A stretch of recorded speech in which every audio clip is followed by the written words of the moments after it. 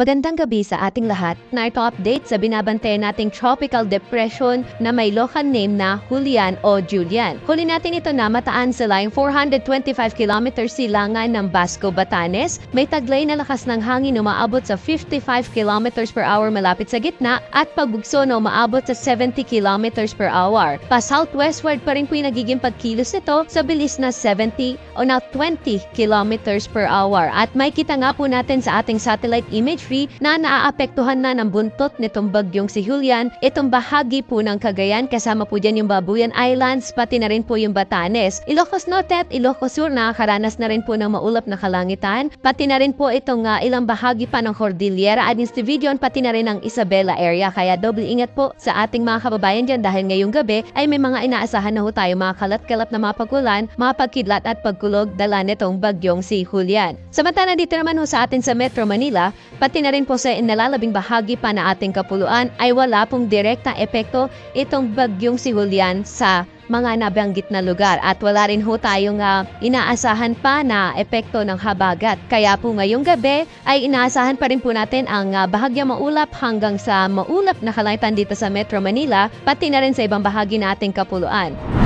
At narito naman po yung latest track dito sa binabantayan nating bagyong si Julian na kung saan may kita po natin na magpapatuloy yung kanyang pagkilos na southwestward in the next 24 hours at pagdating nga po bukas ng hapon ay nasa 375 kilometers na po ito ng Apari, Cagayan. At kung may kita po natin in the next 24 hours ay intensifying o papalakas din po ito at posibleng nasa tropical storm category na by tomorrow. Pagdating naman po ng linggo, inaasahan natin na nasa around 240 kilometers na po ito, silangan, timog silangan ng Calayan, Cagayan.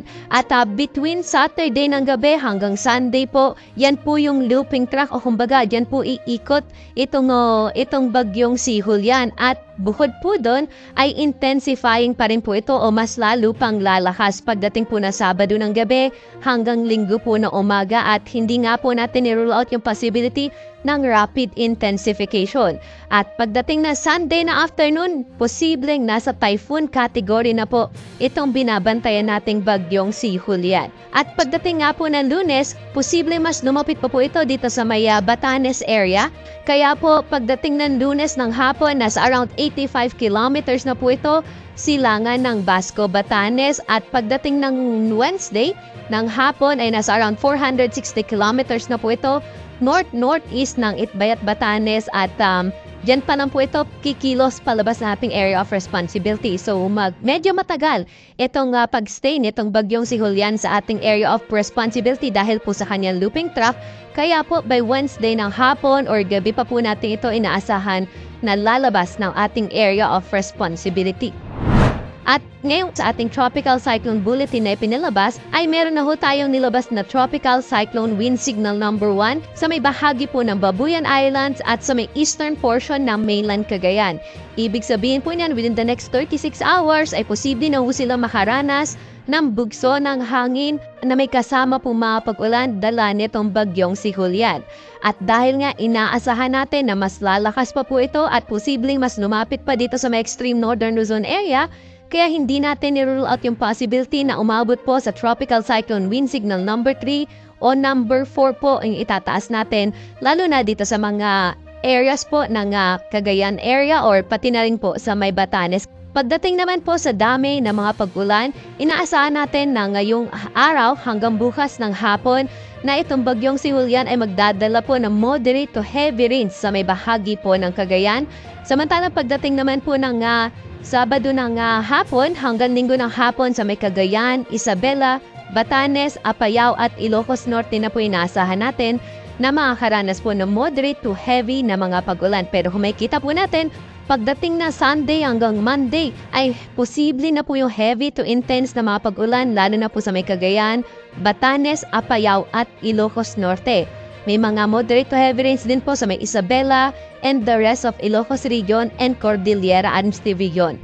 Hindi din po natin i-rule out yung possibility na sa mga bulubunduking lugar ay mas malalakas o mas madadami pa po yung mga pag-ulan na inaasahan po natin dyan. Kaya bukod po sa mga areas na nabanggit ko kanina, pati na rin po sa ibang bahagi pa ng Northern Luzon, ay posible rin po makaranas na malakas na mga pag-ulan dala po nitong bagyong si Julian. Kaya pinag-iingat, pinaghahanda po natin yung ating mga kababayan sa posibilidad ng mga pagbaha at mga pagguho ng lupa. At pagdating naman po sa lakas ng hangin, dahil nga intensifying, mas lalakas pa itong bagyong si Julian, ay inaasahan natin na bukod po sa mga areas na mapupunta po sa tropical cyclone wind signals, ay posible pa rin po makaranas ng strong to gale force winds itong bahagi po ng Aurora at northern portion ng Quezon bukas. Pagdating po ng Linggo, itong Aurora, Calabarzon, Romblon, Marinduque, Bicol Region, Aklan at northern portion ng Antique ay makakaranas din po na malakas na bugso ng hangin dala nga po nitong bagyong si Julian. At posible rin po na yung hangin na galing po sa southwest ay posible rin po makaapekto. Kaya kahit dito sa may western portion ng Visayas or sa may western portion ng Antique ay posible rin po makaranas ng malakas na bugso ng hangin. At para naman po sa kalagayan ng ating karagatan, rough condition na po inaasahan natin sa may baybayin ng Batanes, Babuyan Islands at eastern seaboard ng mainland Cagayan. Samantala may mga moderate to rough seas pa rin po tayo naasahan sa may seaboard na Isabela and the remaining seaboards of Cagayan. So doble ingat po sa ating mga kababayan na maglalayag po dyan. At kung gagamit po tayo na maliit na sasakyang pandagat ay hindi po natin ina-advise na pumalaot sa mga areas po na to o sa mga baybaying dagat na to, dahil nga po sa maalon o katamtaman hanggang sa maalon na karagatan na sobrang delikado po sa maliliit na sasakyang pandagat. At dahil nga po habang nakikita po natin sa magiging trap no na mas lalapit po siya dyan sa may bahagi po ng Batanes or Cagayan area in the coming days, so hindi po natin i-rule out yung possibility na magtaas din po tayo dyan ng gale warning.